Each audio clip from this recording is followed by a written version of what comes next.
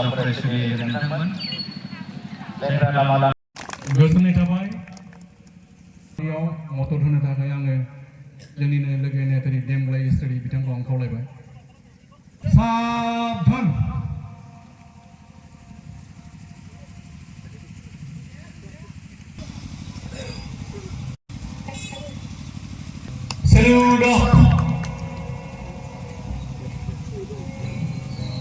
Saludo down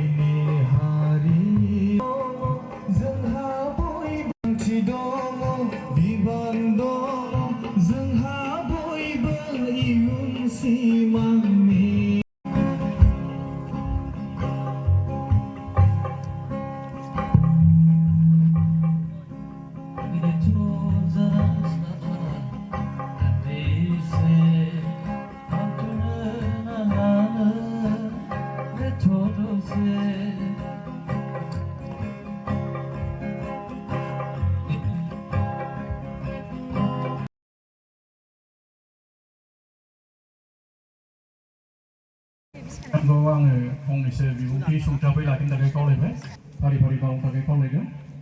दा बे समाव माइनां मुस्रि दैथुन मुसाहारि गसाइगाव जिल्ला बर' थुनलाइ आफादनि लेङाइ आफादगिरि बिथांखौ आं खावलायबाय फंनैसो बिबुंथि लाखिनो सुंथाबै आंनि सिथ्लायाव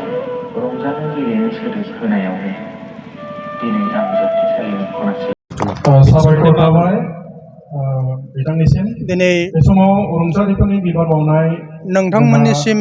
खौरां बुंनायनि सिगां फुंबिलिनि बे खौरां बुथुमग्रा नोंथांमोनखौ आंनि अननाय सिबिनायखौ जासिग्रोबाय दा दिनैहाय गसाइगाव जिल्ला बर' थुनलाइ आफादनि 32थि खेब बोसोरारि जथुम्मायाव सराइबिलनि बे गेवलां लांगोना फोथाराव साननैनि हाबाफारिजोंहाय खुंनाय जादों दिनैहाय नैथि हाबाफारि हिसाबै फिरफिला बिरहोनाय हाबाफारिया जोबनानै थांबाय दा दिनैहाय मोनसे बाथ्राखौ जोङो बर' रायजो राजा आरो फरायसुला फरायसुलिफोरखौ लोगो लानानै आरो माखासे बे सराइबिल हालामनिनो माखासे इन्टेलेक्सुयेल आरो माखासे थुनलाइ सिबियारि समाज सिबियारिफोरखौ लोगो मोननानै जोबोद गोजोननाय मोन्दों आरो बिसोरनि सिगाङावहाय माखासे बाथ्राफोरखौहाय बरनायनो मोननानै खोन्थानो मोननानै जोबोरैनो आङो गसाइगाव जिल्ला बर' थुनलाइ आफादनि आफादगिरि जानानै गोजोननाय मोन्दों दा दिनैहाय गसाइगाव जिल्ला बर' थुनलाइ आफादनि 32थि खेब बोसोरारि जथुम्मानि गेजेरजों जों बेखौनो बुंनो लुबैदों दि जे थुनलाइ आफादनि बोसोरफ्रोमबो बोसोरारि जथुम्मा बा बोसोरसालिया जथुम्मायावहाय जों बिदिनो गोबांथार रां रुफा गारनानै रायजो राजानो मोनसे बर' थुनलाइनि मोनसे गोथार थांखि बर' थुनलाइनि मोनसे गोजोरथि बाथ्राफोरखौ सिन्था खालामनानै जोङो अरायबो रायजो राजानि सिगाङाव लोगोसे फैबाय थानाय इयुन जोलै हान्जा फरायसुला फरायसुलि बिथांमोननो जों मेसेज होबोबाय थादों बे जाहैबाय जोङो बर' हारि हिसाबै 6 सिडुल मोनबोनाय मोनसे बयजोंबो गनायजानाय मोनसे बर' माहारि बे 6 सिडुल एरेन्जमेन्ट मोननाय माहारिया दिनै 6 सिडुलखौ फोथांबाय थानांगौबा जोंनि बे मोनखानाय सांबिधानिक अधिकारखौ जोङो फोथांबाय थानांगौबा जों बर' रायजो राजा बर' फरायसुला फरायसुलि आरो जोंबादि आफाद दैदेनगिरि बिथांमोननिबो माखासे मावथांखि आरो गोजोरथि बाथ्राफोरखौ जों सिन्था खालामनानै बे बाथ्राखौ जों अरायबो फोरमायबोदों बेजों लोगोसे 6 सिडुल एरेन्जमेन्ट मोनखांनायनि लोगो लोगोनो जोङो बर' रावखौहाय गेदेरथार मोनसे कनस्टिटिउसनेल मोनसे संबिधानिक अधिकार जों मोनदों बे जाहैबाय भारत सरकारनि अननायजों बिथांमोननि गोसो जानायजों जोङो 80 फारिलाइयावहाय जोंनि बर' रावखौ सोसननो हादों। दा जोंनिबो खुद्रिनायाव जोंनिबो बुंबाय थानायावहाय भारत सरकारा जोंनो होनो बाध्य जादों। दा बेखौहाय जोङो 80 फारिलाइयावहाय मोनदोंब्ला दिनैहाय मोनसे बाथ्राखौ बुंबावनांगोन जे भारत हादराव गासै 1650था राव दं। बे रावनि बिथोरावहाय 20था मोनसे रावा मोनसे बर' रावाबो मोनसे गनायथि मोनबाय नेशनेल लेंगुवेज हिसाबै। दा एफा गिदिर मोनसे सांबिधानिक सुरक्षा मोननाय सांबिधानिक मोनसे माने मा होनना बुङो अधिकार मोननाय बे रावखौहाय जों जुदि फोथांनानै लाखिनो रोङाबा जोंनि थाखाय जोबोद माने दुखुनांथाव बाथ्रा जागोन आरोखि। नंखायनो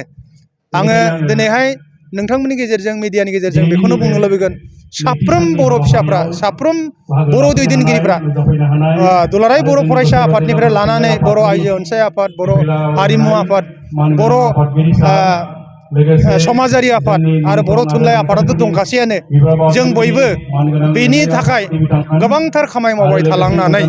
बे रावखौ जोथोनै जोङो दोनबाय थानो हायाब्ला जोङो दुखुनांथाव बाथ्रानि बादै जेबो जानो हाया। दा नंखायनो जोङो बे 80 फारिलाइयाव मोननाय बे भाषाखौ जोङो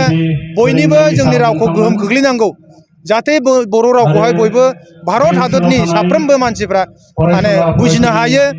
जोंनि रावखौ रेसपेक्ट होनो हायो, भेलु होनो हायो, जोंनि रावखौ रायलायनानै मोजां मोनो, बेखिनि खोथाखौबो जों सिन्था खालामनांगोन। नंखायनो दिनै 32थि खेब गसाइगाव जिल्ला बर' थुनलाइ आफादनि बोसोरारि जथुम्मानि गेजेरजों नोंथांमोननि सिगाङाव बे बाथ्राखौ फोरमायनो मोननानै आरो रायजो राजाखौबो खावलायनानै जोंनि रावा अरायबो जोरबाय थाथों बेखौ मिजिं थिनानै आङो बे बाथ्राखौ बुंनानै एसेखौनो दोनथ'नाय जायो। दिनै गेवलां मेलावहाय जोङो बिटिआरनि CM मानाव गेदेर मुस्रि प्रमद बर'आबो जोंनो दानि फुंबिलियाव मोनसे खौरां हरदों जे नोंथांमोननि बोसोरारि गेवलां मेलाव आं थांगोन, नोंथांमोननि लुबैनाय बादि आं नोंथांमोननि बे हाबाफारियाव गेवलां मेलाव नुजाहैगोन, बिबुंथि लाखिगोन। नोंथांमोना आंखौ फोथाय, जेबो उल्था फाल्था साननो नाङा, आं थांगासिनो दं, बे बाथ्राखौ बुंदों। बेजों लोगोसे जोंनि मिरु बर' थुनलाइ आफादनि मानगोनां मानाव गेदेर मिरु थुनलाइ आफादनि गाहाय नेहाथारि बिथां नीलकान्त गयारि साराबो आंजों दासो फुङावहाय बाथ्रा सावरायहरदों।